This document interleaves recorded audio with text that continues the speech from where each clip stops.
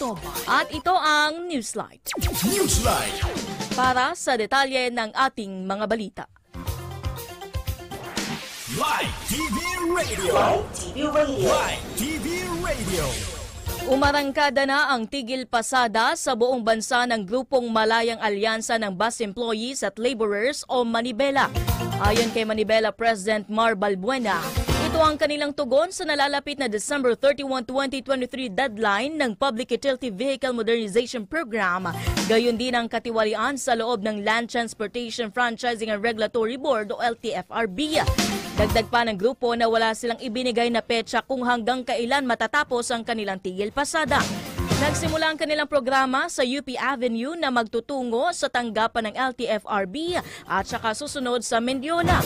Binigyan din pa ni Balbuena na kinansela nila ang nakatakdang pagpupulong sa Malacanang kahapon matapos mapag-alamang tuloy pa rin ang PUV modernization.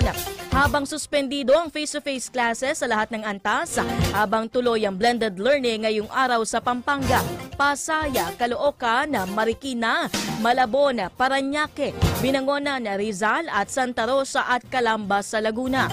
Kanselado na rin ang klase kasama ng online classes sa Las Piñas, Binyan at Los Baños, Laguna. Kasama na rin ang ilang mga paaralan at universidad sa ilang mga klase o paaralan sa Metro Manila. Newslight.